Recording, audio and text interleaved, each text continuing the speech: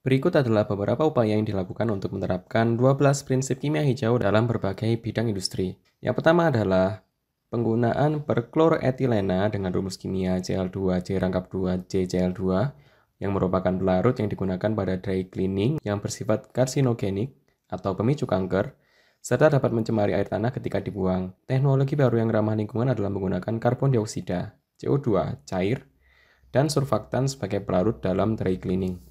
Yang kedua adalah pada proses pembuatan kertas putih, dahulu digunakan soda kaustik atau NaOH dan natrium sulfida Na2S sebagai pemutih, sehingga menghasilkan limbah berbahaya. Saat ini proses pemutihan kertas menggunakan soda kaustik dan menggunakan hidrogen peroksida H2O2 dan katalis untuk mengoksidasi sebagai pengganti pemutih yang tidak berbahaya dan lebih efisien. Yang ketiga adalah cat yang ketika mengering berbasis alkit menghasilkan uap yang banyak mengandung bahan kimia organik berbahaya. Saat ini telah dikembangkan campuran berbahan minyak kedelai dan gula sebagai resin pengganti yang dapat mengurangi kadar uap berbahaya hingga 50%. Pemadam api secara konvensional menggunakan busa, foam yang mengandung bahan beracun yang dapat mencemari air dan merusak ozon.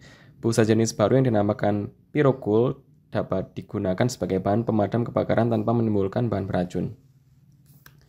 Selanjutnya adalah pada proses penjernihan air limbah secara konvensional menggunakan alum atau tawas yang meninggalkan kadar ion beracun yang dapat memicu penyakit Alzheimer. Saat ini dikembangkan pupuk yang terbuat dari biji buah asam yang lebih ramah lingkungan. Selanjutnya adalah plastik dari tepung singkong yang mudah terurai sudah banyak dikembangkan untuk menggantikan plastik yang berbahan baku minyak bumi yang sukar terurai.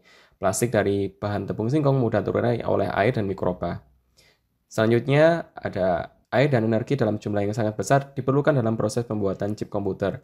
Ilmuwan mengembangkan proses pembuatan chip dengan metode supercritical carbon dioksida, sehingga banyak mengurangi penggunaan air dan energi. Industri obat farmasi mengembangkan obat-obatan dengan efek samping yang tidak berbahaya, dengan metode yang lebih sedikit menghasilkan limbah berbahaya.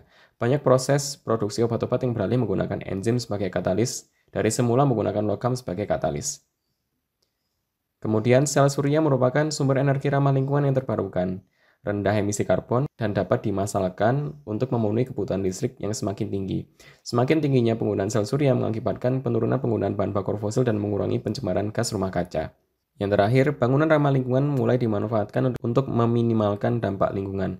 Penggunaan materi lokal, pencahayaan alami dengan menggunakan bahan yang memantulkan cahaya matahari, ventilasi alam dan teknologi atap hijau dapat mengurangi penggunaan AC dan listrik sehingga mengurangi emisi karbon. Begitulah contoh-contoh dalam penerapan 12 prinsip kimia hijau dalam industri. Cukup sekian. Jangan lupa like, share, komen,